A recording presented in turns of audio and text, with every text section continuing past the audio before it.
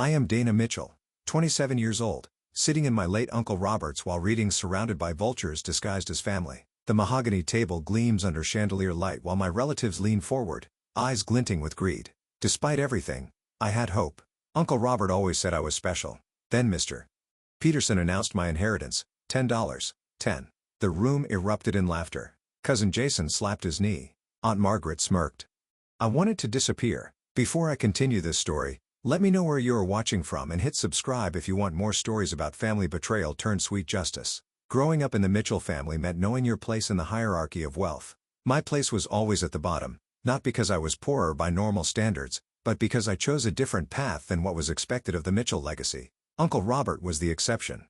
He was my father's older brother and the family patriarch after my grandparents passed away, while the rest of the family treated me like a disappointment. Uncle Robert seemed to see something in me that others missed. I still remember the day he gave me my first camera when I was 12. It was a simple digital camera, nothing fancy, but it changed my life.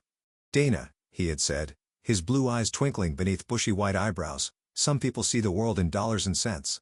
But you, my dear, you see the world through frames and moments. Never lose that." The Mitchell empire was built on real estate and investments. My grandfather had started with one apartment building in downtown Boston and expanded until the Mitchell name was on some of the most prestigious properties in New England.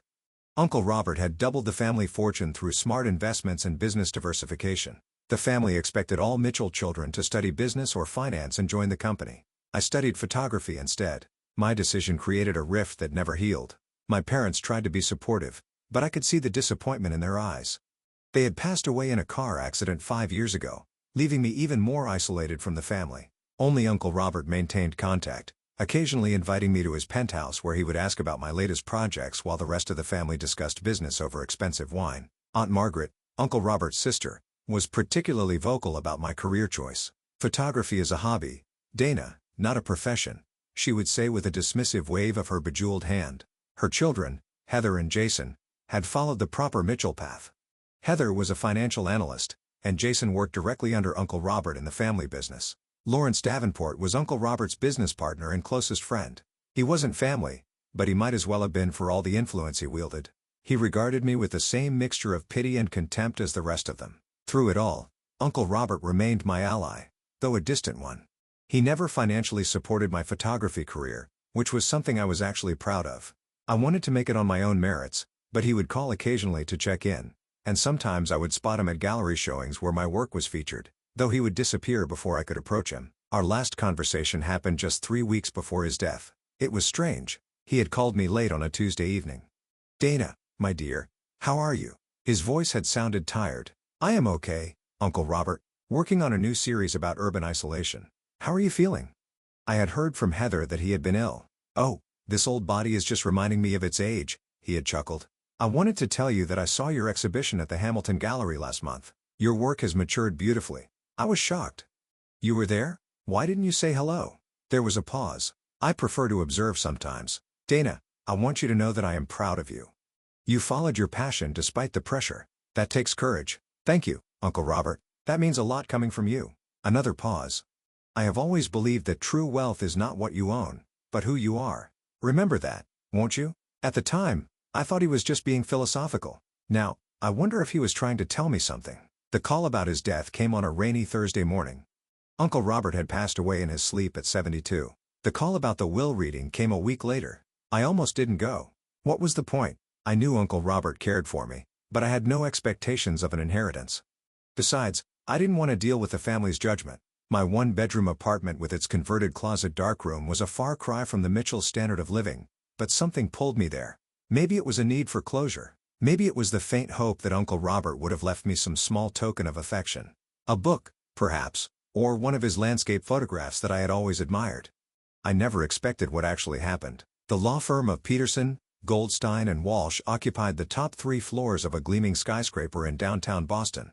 I felt underdressed the moment I stepped into the marble lobby. My black dress was appropriate for a while reading, but lacked the designer label that Aunt Margaret and Heather sported. The receptionist directed me to the conference room on the top floor.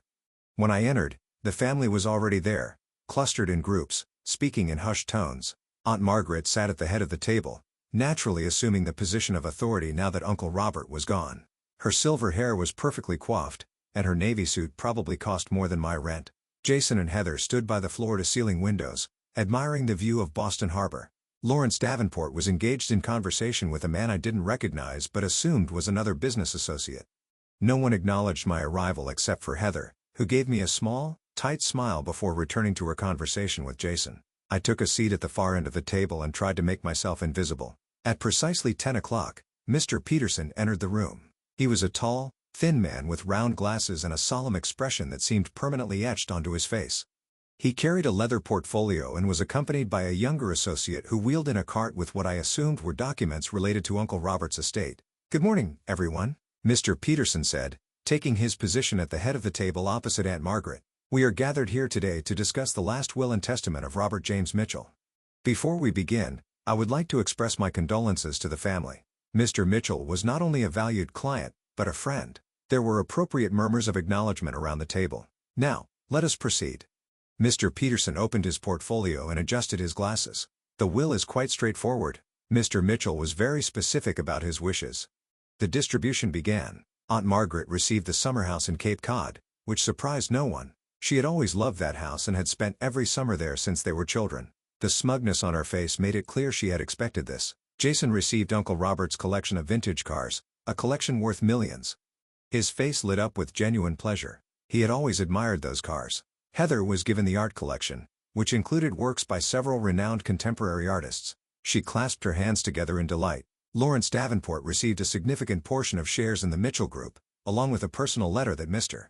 Peterson handed to him. Various other relatives and friends received smaller bequests, personal artifacts, books, watches, and other memorabilia that held sentimental value. Throughout the proceedings, I sat quietly, waiting for my name to be called. I truly didn't expect much, perhaps one of his cameras or a book of photography he had owned, just something to remember him by.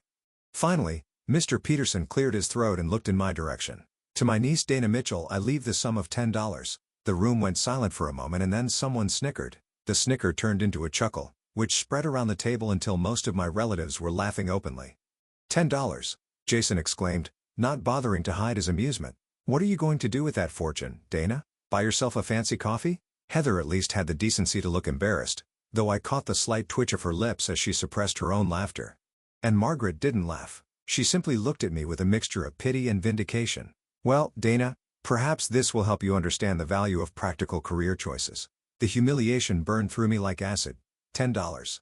It wasn't about the money, it was the message. The public declaration that I was worth less than Uncle Robert's gardener, who had received a generous $5,000 bequest. "I assume you have the check prepared?" I asked Mr. Peterson, struggling to keep my voice steady. He nodded, looking uncomfortable. "It will be provided after the conclusion of the reading." I wanted to leave immediately to escape the smirking faces and the heavy weight of judgment, but something made me stay. Pride, perhaps. I wouldn't give them the satisfaction of seeing me run away in tears. As the reading continued with discussions of some minor properties and investments, I sat frozen in my chair, my mind racing with confusion and hurt. Uncle Robert had said he was proud of me. Had that been a lie? Or was this $10 bequest some kind of final lesson? A reminder that I had chosen to make my own way without family support? Whatever the reason, it felt cruel. It felt like public humiliation, and it confirmed everything I had always feared, that to the Mitchells, I was nothing but a disappointment. By the time Mr. Peterson concluded the formal reading, I had composed myself enough to stand and gather my belongings. The $10 check burned in my hand like a brand of shame. I had tucked it into my wallet without looking at it, wanting only to escape the stifling atmosphere of judgment and smug satisfaction. As I made my way toward the door, snippets of conversation followed me like stinging insects. "I thought Robert might leave her something out of pity," Aunt Margaret was saying to Lawrence. "He always had a soft spot for strays. $10 won't even cover her parking today." Jason laughed, not bothering to lower his voice. I paused at the door, memories flooding back unbidden. Uncle Robert at my college graduation, standing somewhat apart from the rest of the family, but giving me a thumbs up when I received my diploma. Uncle Robert defending my choice to my parents, saying, "The world needs artists as much as it needs business people." Uncle Robert calling on my birthday every year without fail, even when my own cousins forgot. Had it all been meaningless? Had I imagined the connection, the subtle support? My friends had always been skeptical of my relationship with Uncle Robert. "He's just like the rest of them," my best friend Zoe would say. "If he really supported you, he'd help you financially." I had always defended him. "He respects that I want to make it on my own," I'd insist. "He understands me better than the rest of them." Now I felt foolish. Naive. The black sheep who had desperately wanted to believe that at least one member of the flock saw value in her difference. The hurt was transforming into anger now. A slow burn that started in my chest and radiated outward. I had wasted years seeking approval from a family that would never give it. I had defended a man who had ultimately used his final act to humiliate me. I was almost out the door when Heather caught up to me. "Dana, wait." I turned, not bothering to hide my red eyes or tight jaw. "I am sorry about that," she said, gesturing vaguely back toward the conference room. "It was unkind of Jason to laugh." "But not unkind of you," I challenged. Heather had the grace to look ashamed. "I didn't mean to." "Look, Dana, you know how Uncle Robert was. He was always testing people, teaching lessons." "And what lesson was this supposed to teach me, Heather? That I should have played your game? Abandoned my dreams to fit the Mitchell mold?" "Maybe," she said softly. "You know it's not too late. You're still family. You could come work for the company, learn the business." The suggestion was so absurd, so perfectly illustrative of how little she understood me that I almost laughed. "I don't want your life, Heather. I never have." Before she could respond, Jason approached, casually sliding his car keys into his pocket. The keys to his newly inherited vintage car collection. "Hey, because," he said with the fake warmth he reserved for business associates and women he was trying to impress, "don't take it so hard. If you need a loan or something, I could help you out." The condescension in his voice was the final straw. "I don't need or want your money, Jason. Unlike you, I've actually built something on my own without riding on Uncle Robert's coattails." His face darkened. "You ungrateful little, Jason." Aunt Margaret's sharp voice cut through his brewing tirade. She had approached without me noticing. "That's enough. Dana has made her choices and now she must live with them. Just as Robert made his choice clear today." I looked at the three of them standing there, my family by blood but strangers in every way that mattered. "You know what? You're right. Uncle Robert did make his choice clear. And I'm making mine. Goodbye." I turned to leave again when Mr. Peterson's voice called from the doorway. "Ms. Mitchell? A moment, please, before you go." The family exchanged curious glances. "There are some additional papers you need to sign," Mr. Peterson explained, his expression unreadable. Jason snorted. "Probably a waiver promising not to contest the will for more than your $10. I ignored him, debating whether to stay or just walk out. Something in Mr. Peterson's eyes, a quiet intensity one hadn't noticed before, made me hesitate. "It won't take long," he added. "Fine," I said, my curiosity overcoming my desire to escape. "We'll wait for you, Dana," Aunt Margaret said, though her tone suggested this was more about propriety than actual concern. "That won't be necessary," Mr. Peterson interjected smoothly. "This may take some time, and I'm sure you all have pressing matters to attend to." And Margaret looked like she wanted to object, but Lawrence placed a hand on her arm. "Margaret, we do have that meeting with the board at 1. Perhaps we should go prepare." With visible reluctance, Margaret nodded. "Very well, Dana. We'll be in touch about the memorial service arrangements." I doubted that, but I nodded anyway, relieved that they would be leaving. As the family gathered their belongings and filed out, I stood awkwardly by the door, wondering what additional humiliation awaited me in these papers I needed to sign. I had no idea that my life was about to change forever. The heavy door closed behind my departing family with a definitive click. Mr. Peterson waited a moment, head tilted as if listening for retreating footsteps, before he turned to me with an entirely different expression than he had worn during the while reading. The solemn mask had fallen away, replaced by something that looked almost like anticipation. "Miss Mitchell, Dana, if I may please come back to the conference room." Confused but intrigued by this change in demeanor, I followed him back to the massive table where moments ago I had received my $10 insult. The young associate who had been present earlier was now gone. "Please sit down." Mr. Peterson gestured to a chair not at the end where I had been before, but at the head of the table, Uncle Robert's symbolic position. When I hesitated, he nodded encouragingly. "It's quite appropriate, I assure you." Once I was seated, Mr. Peterson took a chair to my right and reached into his portfolio, extracting a sealed envelope that looked different from the formal documents he had been reading from earlier. This was a personal stationery envelope with my name written on it in what I immediately recognized as Uncle Robert's distinctive handwriting. "Before I give you this," Mr. Peterson said, "I want to explain something. I have been the Mitchell family attorney for over 30 years. I worked with your grandfather and then with your uncle. In all that time, I have never seen a more carefully constructed plan than what Robert put together in the final months of his life." "Plan?" I echoed, thoroughly confused now. "Your uncle was diagnosed with terminal cancer 8 months ago," Mr. Peterson said gently. "He chose to keep this private, telling only me and his doctors. He used his remaining time to, well, I believe his letter will explain better than I can." He handed me the envelope. It was heavier than I expected, and I turned it over in my hands, noticing the wax seal with Uncle Robert's personal signet ring imprint.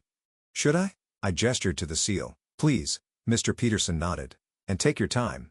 I'll be right outside when you're finished. He rose and quietly left the room, closing the door behind him. With trembling fingers, I broke the seal and withdrew several pages of thick stationery covered in Uncle Robert's elegant script. I began to read. My dearest Dana, if you're reading this, then the rather theatrical first act of my will reading has concluded. I imagine you're feeling hurt, confused, and probably quite angry with me right now. For that, I am truly sorry. The public bequest of $10 was a necessary deception, and by the time you finish this letter, I hope you'll understand and forgive an old man's final manipulation. First, you should know that you are, in fact, the primary beneficiary of my estate.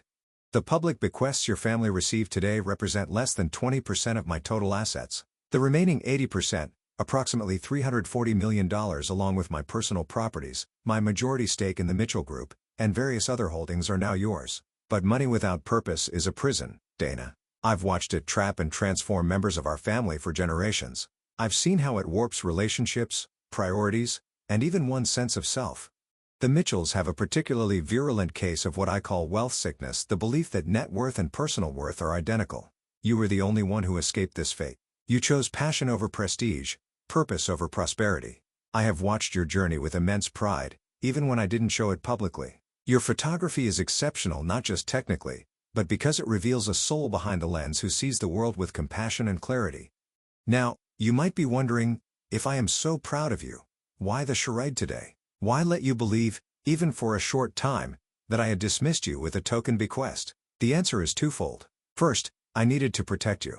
Had the family known you were inheriting the bulk of my estate, they would have immediately set about trying to influence you, control you, or contest my wishes. The revelation coming after they've accepted their own bequests offers some legal protection as well as allowing you time to prepare for their inevitable reactions. Second, and perhaps more importantly, I needed you to hear their unfiltered responses. No masks, no pretense. Just their true feelings revealed in a moment when they believed there would be no consequences to showing them. Information is power, Dana. Now you know exactly who they are. What you might not know is who I really am or was. The public face I showed the world, Robert Mitchell, business tycoon, was only part of my identity. In private, I had another passion. I collected art not just to display wealth, but because I genuinely loved it. And for the past 5 years, I have been your most devoted collector. The name Patrick Sullivan is probably unfamiliar to you. It was my pseudonym under which I purchased your work from galleries across the country. Every major sale you've made since you began showing professionally, I was your buyer. I have a private gallery in my Beacon Hill home filled with your photographs. Mr. Peterson will give you the key. I didn't do this out of pity or charity. I did it because your work moves me. It shows the world as it is, not as we wish it to be or fear it might become. There is truth in your photographs, Dana. Never doubt their value or yours. Now, about your inheritance. Yes, you are wealthy now, extraordinarily so. But with that wealth comes responsibility. The Mitchell Group employs thousands of people. Your decisions will affect their lives. I'm not asking you to become a businesswoman overnight or ever if that's not your path. The company has excellent management in place. But I am asking you to be conscious of the power you now hold. There are conditions to your inheritance, though minimal ones. 1. You must continue your work as a photographer for at least 10 years. This is non-negotiable. If you abandon your art, the entire inheritance reverts to a selection of charities listed in the formal will. 2. You must take an active interest in the Mitchell Foundation, the charitable arm of our company. How you shape its future giving is up to you, but I hope you'll use it to support the arts and artists like yourself who need space and resources to create. 3. Finally, and this is more request than condition, be wise about who you trust. Money changes how people see you. It will change how you see yourself if you're not careful. Find people who valued you at $10, not just at 10 million. Mr. Peterson has all the legal details and will help you navigate the transition. He is one of the few people I have trusted implicitly throughout my life. Let him guide you at least initially. I wish I could be there to see the woman you will become with these new resources at your disposal. I wish we had been closer throughout my life. The distance I maintained was partly to protect you from family politics and partly, I admit, for my own discomfort with emotional intimacy, a Mitchell family trait I never quite overcame. Know that I have always loved you, and that this inheritance is not just about money. It's about legacy. Not the Mitchell legacy of properties and portfolios, but a new legacy that you will define. One built on authenticity, compassion, and creative vision. The $10, by the way, Was the exact amount my father gave me when I told him I wanted to start my own company instead of working for his. He said it would be all I'd ever get from him. It was both a punishment and the best gift he ever gave me. It forced me to build something on my own terms. Frame the check instead of cashing it. Let it remind you that true worth isn't counted in dollars. With love and faith in your journey. Your Uncle Robert. I read the letter twice, tears streaming down my face by the second reading. Emotions crashed through me in waves too complex to name. Grief for the deeper relationship we might have had if he'd shared more of himself. Anger at the public humiliation he had orchestrated.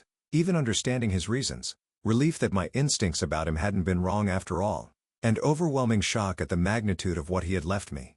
$340 million majority ownership of the Mitchell Group. Properties I didn't even know he owned. I was still trying to process it all when Mr. Peterson knocked gently and re-entered the room. He was Patrick Sullivan, were the first words out of my mouth. Mr. Peterson smiled. Yes, he was quite pleased with that little deception. He would go to your gallery openings in disguise, sometimes a hat and glasses, very cloak and dagger. He was enormously proud of you, Dana. Why didn't he just tell me? Robert was complicated. He believed that making your own way without family influence or support would forge a stronger character. But he couldn't bear to see you struggle too much, so he found a way to support you that wouldn't undermine your independence. He sat down beside me again. There's more you should know. The private gallery I mentioned is in a penthouse apartment on Beacon Hill that no one in the family knows about. It was Robert's personal retreat. The entire space is filled with your work, arranged chronologically. It's quite moving to see your artistic evolution through his eyes. I shook my head, still struggling to reconcile the uncle I knew with his secret collector of my photography. He knew he was dying for months? He never said anything. Robert faced death as he faced life on his own terms. He spent those months putting his affairs in order, including this rather elaborate plan for his will. He wanted to ensure that his wealth would not only be passed to the person he deemed most worthy, but that it would be a force for good rather than division. Another realization hit me. He was testing them today. My family, he wanted to see how they would react. Mr. Peterson nodded solemnly. And how you would react as well. He once told me, Dana is the only genuine person in the family. I need to make sure money doesn't change that. I looked down at the letter again, at Uncle Robert's distinctive signature at the bottom. A wave of determination washed over me. I would not let him down. I would use this unexpected gift with the same integrity I had tried to bring to my photography. What happens now? I asked. Now, Mr. Peterson said, sliding a thick folder across the table, we begin the process of transferring assets into your name. And you decide how and when to tell your family about the actual terms of your inheritance. I thought about Aunt Margaret's dismissive comments, Jason's mocking laughter. Even Heather's condescending suggestion that I come work for the family business. I think, I said slowly, that they can wait a little while to find out. Mr. Peterson's eyes twinkled. I believe your Uncle Robert would approve of that decision. As the reality of my new situation began to sink in, I felt a strange mixture of exhilaration and terror. My life had completely transformed in the space of an hour. Everything I thought I knew about Uncle Robert, about my place in the family, about my future had been appended, but one thing remained clear. I would honor his faith in me.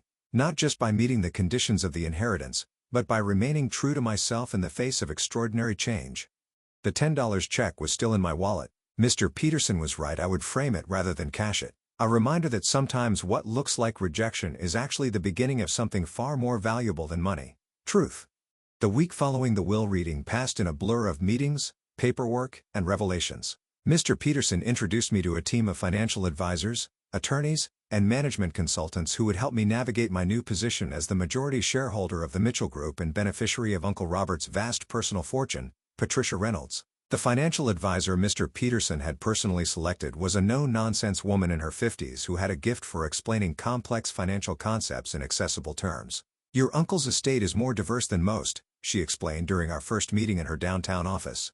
Beyond the Mitchell Group shares, which are worth approximately $200 million, you now own commercial real estate in 5 states, a significant portfolio of blue-chip stocks and bonds, private equity stakes in several tech startups, and of course, the physical properties residential and commercial. I sat across from her, still wearing the same style of clothes I'd always worn, jeans and a simple blouse, feeling like an imposter. It's overwhelming, I admitted. Patricia nodded. It would overwhelm anyone. But, we'll take it step by step. Your uncle left very clear instructions about the transition. He wanted you to have time to adjust to your new circumstances without feeling pressured to make immediate decisions about the business. What about my family? When will they find out? That's entirely up to you, Patricia said. Legally, The transfer of shares will become public knowledge within 30 days when the SEC filings are completed. But you could inform them sooner if you wish. I thought about it. Part of me wanted to call Aunt Margaret immediately to hear the shock in her voice when she learned the truth. But a wiser part recognized that such an impulse came from a place of hurt and vindictiveness, not who I wanted to be. I'll wait, I decided. I need time to figure out how I'm going to handle this. I don't want to react emotionally. Patricia nodded approvingly. A wise choice. In the meantime, we should discuss your immediate financial needs and how you want to structure your personal accounts. By the end of the meeting, I had a new checking account with a $100,000 in it for immediate expenses, Patricia had said casually, as if that were a normal amount for groceries and rent. A credit card with a limit higher than what I used to make in a year and a preliminary outline of how my various assets would be managed. I went home to my small apartment that night feeling like I was living in a strange dream.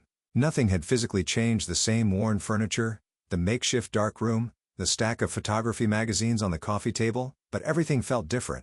I was different. The most surreal moment came the next day when Mr. Peterson took me to Uncle Robert's secret Beacon Hill penthouse. It was in one of Boston's most exclusive buildings, a historic brownstone that had been converted into luxury condominiums. The doorman greeted Mr. Peterson by name and showed us to a private elevator that required a key to operate. "Your uncle purchased this under his Patrick Sullivan, alias Mr. Peterson explained as we ascended. Even the building management doesn't know who really owned it. The elevator opened directly into the penthouse, and I gasped when I stepped out. The space was incredible, a massive open-concept living area with soaring ceilings and walls of windows overlooking Boston Common. But what took my breath away were the photographs, my photographs covering nearly every wall. They were beautifully framed and professionally lit, arranged in chronological order from my earliest student work to my most recent series. It was like walking through a museum dedicated to my artistic journey. "He collected everything," I whispered, moving from image to image. Some I recognized as pieces that had sold at galleries, others were from limited edition prints. A few I couldn't even remember creating. They must have been student work that somehow found its way to him. "The Patrick Sullivan purchases were only part of it," Mr. Peterson said, watching me with a gentle smile. "He had other aliases for buying your work when he didn't want to raise suspicions by having the same collector acquire too many pieces." In the center of the main room was a large desk with a leather portfolio placed precisely in the middle. "He left that for you as well, Mr. Peterson said. I'll give you some privacy." Inside the portfolio was a collection of my images that had never been published or exhibited: early work, experimental pieces, even some personal photographs I had taken during family events. Along with them was another note from Uncle Robert: "Art is truth told by deception. The camera lies to tell an honest story. Perhaps my own deception can be forgiven if it leads you to your truth. This space is yours now, a studio, a gallery, a home if you wish it to be. I hope you'll use it to create without limitations." That night, I slept in Uncle Robert's secret penthouse. Surrounded by my own work and the evidence of his secret support, it felt right, somehow a bridge between my old life and whatever came next. 2 weeks after the will reading, Aunt Margaret hosted a dinner ostensibly to discuss Uncle Robert's memorial service. I knew the real purpose was to solidify her position as the new family matriarch and to begin sorting out the new power dynamics now that Uncle Robert was gone. I debated not attending. I didn't owe them my presence, especially after their behavior at the well reading. But curiosity won out. I wanted to see them while armed with the knowledge they didn't yet have. I arrived at Aunt Margaret's Brookline mansion fashionably late, dressed in a simple but elegant black dress that I'd purchased with my new credit card. It wasn't ostentatiously expensive, but it was well made and fit perfectly, a small upgrade that gave me confidence without broadcasting the change in my circumstances. The family was gathered in the formal living room when I arrived. Conversation paused momentarily as heads turned to assess me.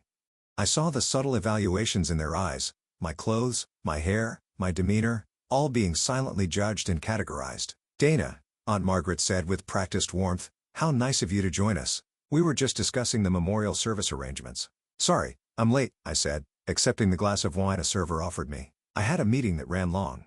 "A meeting?" Jason asked with poorly concealed amusement. "Did someone finally decide to buy one of your photos?" Before, a comment like that would have made me flush with embarrassment and anger. Now, knowing what I knew, I simply smiled.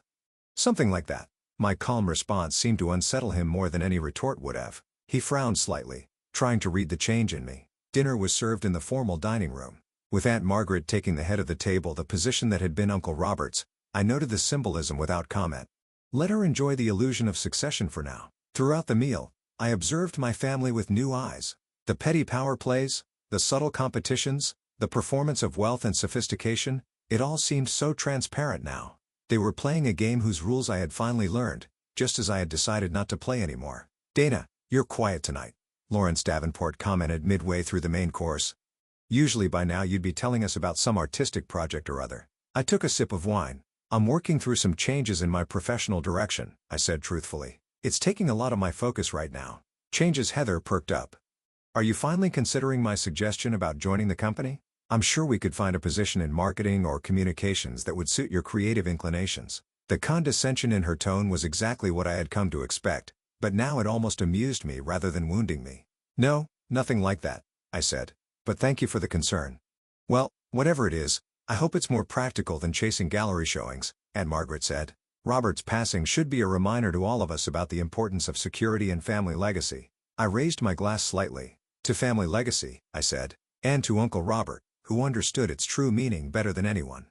Confusion flickered across several faces at my cryptic toast, but they raised their glasses nonetheless. After dinner, as coffee was being served in the living room, Jason cornered me by the fireplace. "Okay, what's going on with you?" he demanded. "You're different." "Did something happen after we left the will reading?" I looked at my cousin, my blood relation, who had laughed at my supposed misfortune without a second thought. "Life is full of surprises, Jason," I said. "Sometimes things aren't what they seem." "What does that mean?" "Did Peterson give you something else from Uncle Robert? Was there another bequest?" His rapid questions confirmed what I was worried there was something he didn't know, something that might threaten his comfortable assumptions. "If there was," I said carefully, "do you think you deserve to know about it after how you behaved at the reading?" His face flushed. "That was just... Look, we were all emotional that day. You can't hold a little laughter against me, can't I?" I replied, my voice level. "Interesting.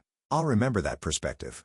Before he could respond, I walked away, leaving him staring after me with growing suspicion. Aunt Margaret caught up with me as I was preparing to leave. "Dana," she said, her voice pitched low so others couldn't hear, "what are you not telling us? Did Robert leave you something else?"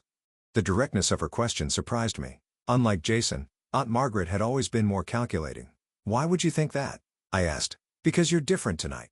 Confident. Almost. Knowing. Her eyes narrowed. "And, because Robert always had a soft spot for you. Despite your choices." I met her gaze steadily. "If Uncle Robert had wanted you to know everything about his decisions, he would have told you himself." Her lips tightened. "We're family, Dana. Whatever secrets you think you have, they'll come out eventually.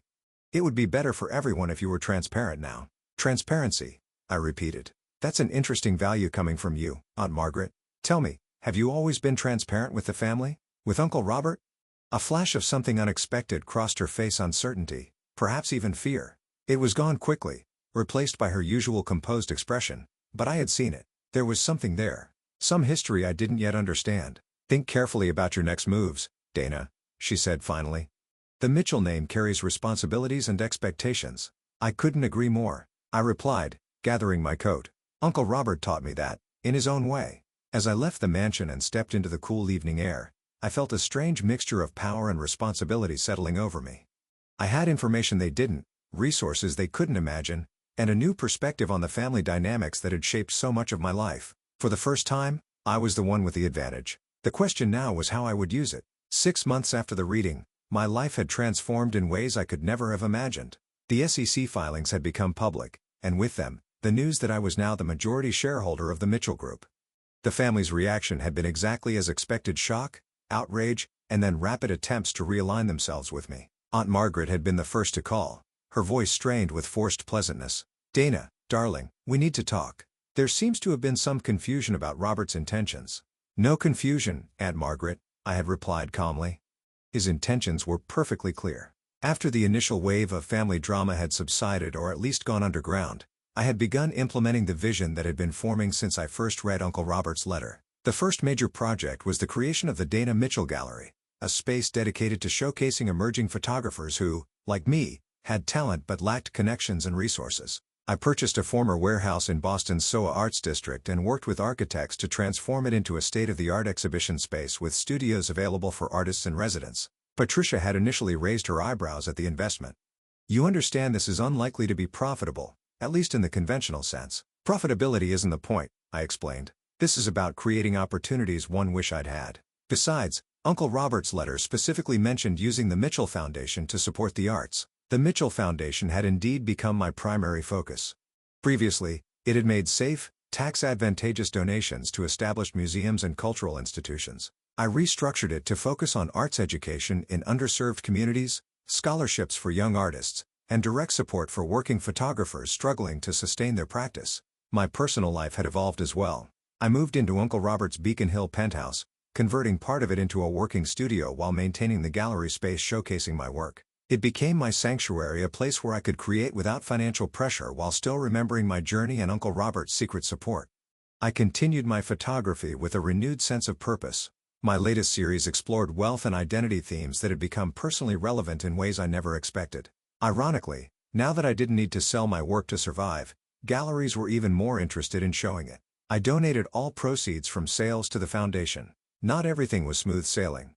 Of course, the family made several attempts to challenge the will or to pressure me into giving them greater control of the company. Jason was particularly persistent, alternating between attempts to intimidate me and trying to forge an alliance. "You're a photographer, Dana, not a businesswoman," he argued during one particularly tense meeting. "You need someone with experience to help manage the Mitchell Group.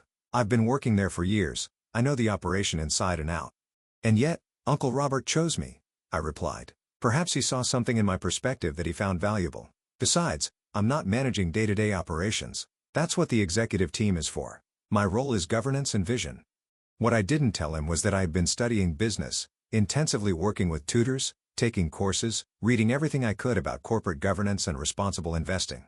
I might not have an MBA, but I was determined to understand the business I now owned. Heather approached me differently. After several awkward attempts at rekindling our cousin relationship, she finally came to me with what seemed like genuine remorse. "I was jealous of you," she admitted over coffee one afternoon in my penthouse. "You had the courage to follow your passion." "Well, I just did what was expected."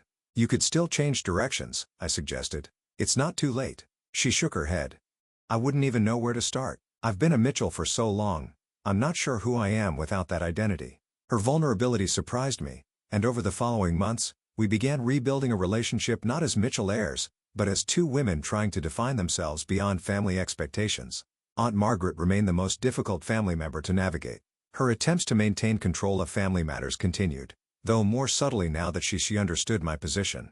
I kept her at arm's length, remembering Uncle Robert's warning about trust. The most unexpected development in my new life came in the form of Michael Bennett, a journalist who contacted me about an interview for an article on arts philanthropy. He was intelligent, genuinely interested in the work of the foundation, and refreshingly unimpressed by the Mitchell name. "So you're rich now," he said bluntly during our first meeting. "The question is, what are you doing with it that actually matters?"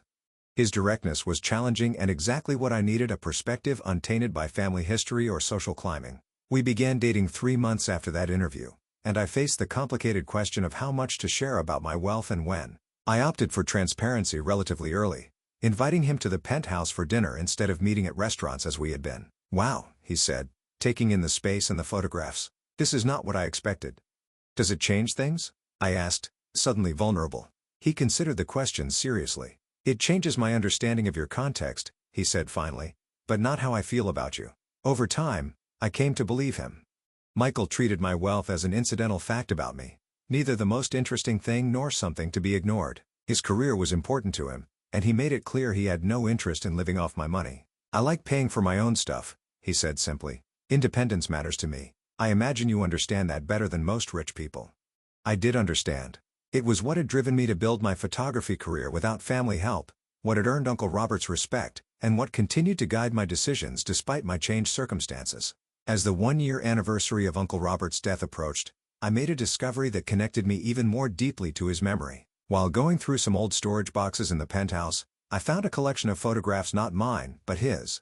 They were remarkable black and white images of Boston from the 1970s and 80s, showing a side of the city rarely captured in that era of working-class neighborhoods, immigrant communities, street scenes full of life and character. The discovery of Uncle Robert's hidden artistic talent was like finding a missing puzzle piece. It explained his understanding of my passion, his secret support of my career. He hadn't just been a businessman playing at art appreciation. He had been an artist himself, one who had chosen a different path but never lost his creative eye. I decided to honor this connection by including a selection of his photographs in a special exhibition at my gallery. Robert Mitchell. The unseen eye would run alongside works by the emerging photographers I was supporting, creating a dialogue between past and present, between wealth used to create and wealth used to enable creation. As I prepared for the exhibition, I reflected on how far I had come in just 1 year. From struggling photographer to reluctant business owner, from family outcast to powerful philanthropist, the journey had been disorienting at times. But I had tried to stay anchored to the values that had always guided me: authenticity, compassion, and creative integrity. The $10 check from the will reading hung framed in my studio, just as Uncle Robert had suggested. Next to it, I placed a simple photo I had taken of him years ago at a family gathering. He wasn't looking at the camera but gazing out a window, his expression thoughtful and a little sad. I hadn't understood that expression when I captured it, but now I thought perhaps I did. It was the look of someone living a divided life, one part fulfilling expectations, another part nurturing secret passions and hopes. Uncle Robert had found a way to bridge those worlds in his final act. Now it was my responsibility to live fully in both, not divided, but integrated, wealthy, but not defined by wealth, a Mitchell, but entirely myself. The anniversary of Uncle Robert's death fell on a perfect autumn day in Boston: crisp air, golden sunlight, leaves turning brilliant shades of red and orange in the public garden. It felt like a day for new beginnings rather than somber remembrance, which seemed fitting given the nature of the gallery opening I had planned. Robert Mitchell. The unseen eye had generated unexpected buzz in Boston's art community. The discovery of a secret photographer in one of the city's most prominent business families was irresistible to local media. And the quality of Uncle Robert's work surprised even seasoned photography critics. These images reveal a profound empathy and technical skill that clearly never found full expression, wrote the Boston Globe's arts reviewer in a preview piece. One wonders how Mitchell's artistic career might have developed had he chosen a different path. I had invited the entire Mitchell family to the opening, unsure who would actually attend. In the year since the will reading, the family dynamics had shifted in complex ways. Some relationships had healed somewhat, while others remained strained or had developed new complications. The gallery space looked spectacular. The main exhibition area featured Uncle Robert's work, large-format black and white prints that showed his eye for composition and human moments. A smaller adjoining gallery showcased 6 emerging photographers who had received the first round of grants from the Mitchell Foundation. My own work was displayed in a third space, creating a visual conversation across 3 generations of photography: my uncle's hidden passion, my established practice, and the fresh perspectives of artists just beginning their journeys. I arrived early to oversee the final preparations, walking through the transformed warehouse with a mixture of pride and nervous anticipation. Michael joined me shortly after, looking handsome in a suit that he'd insisted on buying himself despite my offers to help. "This is incredible, Dana," he said, taking in the space. Robert would have been proud. "I hope so," I replied. "Sometimes I still feel like I'm trying to solve a puzzle he left behind. Like, there are pieces of his intentions I haven't fully understood yet." Michael squeezed my hand. "Maybe that's the point. He gave you resources and possibilities, not a roadmap. The choices are yours to make." The gallery began filling with guests: art critics, photographers, local cultural figures, and eventually, family members. Aunt Margaret arrived first, elegant as always in a tailored navy suit, her eyes sweeping critically over the space before settling on me. "Dana," she said, air kissing my cheeks. "This is unexpected." "Thank you for coming, Aunt Margaret," I replied sincerely. "It means a lot to have family here." She nodded, then gestured to the photographs. "I had no idea Robert took these. He never mentioned any interest in photography." "I don't think he felt he could," I said. "The family had certain expectations." Something flickered in her eyes: recognition, perhaps, or regret. "Yes," she said quietly. "We did." Jason arrived with his new girlfriend, a sleek blonde who worked in finance and seemed utterly bored by the art. He had been keeping his distance since our last confrontation over company matters, but tonight he made an effort at civility. "Nice place," he said, looking around. "Though I still don't understand why you'd spend millions on a warehouse when you could have used existing gallery space." "Because this isn't just about displaying art," I explained. "The building includes studios, dark rooms, and teaching spaces. It's a community resource, not just an exhibition venue." He shrugged, clearly not getting it, but at least he wasn't openly hostile. Progress, of a sort. Heather came alone and spent genuine time looking at each photograph, particularly Uncle Robert's. When she reached me, her eyes were damp. "I never knew him," she said softly. "Not really. None of us did, I think. I'm still getting to know him," I admitted. "These photographs showed me a side of him I never saw when he was alive." "Do you think he was happy?" Heather asked. "Living the life that was expected of him instead of pursuing this?" It was a profound question, one I had been asking myself throughout the process of curating his work. "I think he found ways to express his true self, even within constraints," I said carefully. "And I think his gift to me was the chance to live without those same constraints." The evening progressed with speeches, champagne, and the satisfying buzz of people engaging deeply with the photographs. Critics took notes. Collectors inquired about purchases. All proceeds would go to the foundation, and most importantly, the emerging artists whose work was featured had the opportunity to discuss their vision with an influential audience. Near the end of the event, Mr. Peterson appeared at my side, looking somewhat out of place among the artsy crowd in his conservative suit. "Miss Mitchell," he said formally, though his eyes were warm, "your uncle would have been pleased, and somewhat mortified to have his private work so publicly displayed."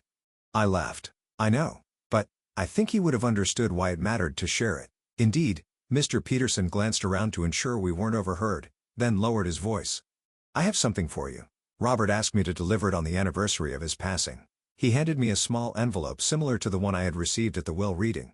My name was written on it in Uncle Robert's handwriting. "Should I?" I gestured toward a quiet corner. "Please," Mr. Peterson nodded. "I'll make sure you're not disturbed." I slipped away from the crowd and found a private moment to open the envelope. Inside was a single sheet of paper with just a few lines written in Uncle Robert's distinctive script. "Dana, a year has passed. You face the immediate challenges of wealth and family expectations. The harder work now begins holding on to yourself amidst comfort, maintaining purpose when necessity no longer drives you. Remember, money makes a wonderful servant but a terrible master. Let it serve your vision, not define it, with enduring faith in your journey. R." I read the note twice, then carefully tucked it away. Uncle Robert was right, as usual. The past year had been about adjustment and reaction. The real test would be what came next, when the novelty had worn off and the day-to-day reality of my new life became routine. Rejoining the event, I felt a renewed sense of purpose. The gallery was just the beginning. There were so many possibilities for meaningful action: the foundation's work, my own photography, even potential reforms within the Mitchell Group itself. As the evening wound down, I found myself standing with Aunt Margaret in front of one of Uncle Robert's most powerful photographs, a dignified older woman sitting on the steps of her triple-decker in South Boston, neighborhood children playing around her. "He always was interested in people's stories," Aunt Margaret said unexpectedly. "That's what made him such a good businessman, I suppose. He could see beyond the surface." "Yes," I agreed. "He could." She turned to me, her expression more open than I had ever seen it. "I won't pretend to understand his decision to leave the company to you. But after seeing his true perspective, perhaps I'm beginning to." It wasn't an apology or even a complete reconciliation, but it was an acknowledgement. A small bridge across the chasm that had always existed between us. "Would you like to come to dinner next week?" I asked impulsively. "Just the two of us. I'd like to hear more about him from your perspective." Surprise flickered across her face, followed by something that might have been gratitude. "I'd like that," she said simply. As the last guest departed and Michael helped the staff begin cleaning up, I stepped outside for a moment of quiet reflection. The Boston skyline glittered against the night sky, the old city, and the new coexisting in architectural harmony. A year ago, I had been Dana Mitchell, struggling photographer and family disappointment. Now I was Dana Mitchell, gallery owner, philanthropist, business leader, and still a photographer. Still finding my way through the viewfinder of my camera. What Uncle Robert had given me wasn't just wealth, it was possibility. The possibility to define success on my own terms, to create opportunities for others, to maintain my authentic self even as my circumstances changed dramatically. The $10 inheritance that had initially seemed like such a cruel joke had indeed been the key to something far more valuable than money: freedom. Freedom from financial worry, yes, but more importantly, freedom from the need to prove my worth to a family that measured value in dollars and status. That freedom came with responsibility, of course. To use resources wisely. To create rather than merely consume. To remain grounded in the values that had guided me before wealth complicated everything.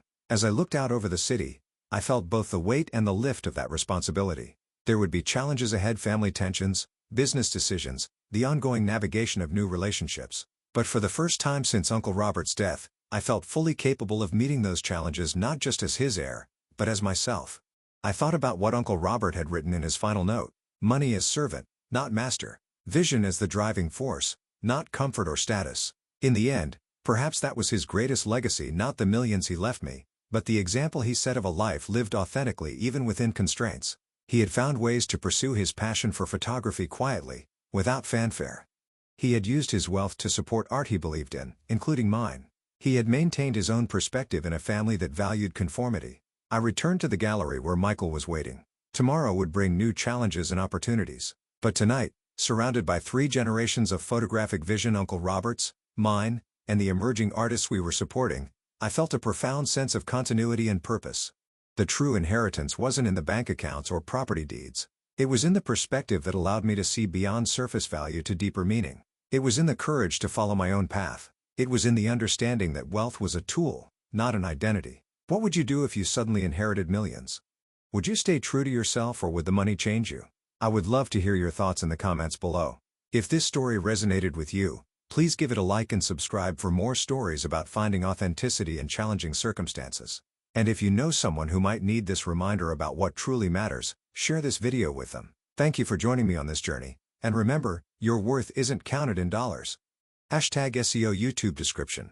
155 words. Unexpected inheritance turns family humiliation into sweet justice in one of the most satisfying revenge stories you'll ever hear. When Dana's wealthy uncle leaves her just $10 at his will reading, her family's mockery cuts deep. Little did they know, this apparent insult was actually setting up one of the ultimate revenge stories of family vindication. With 340 million reasons to smile, Dana navigates her new reality while family members who once laughed scramble to get back in her good graces.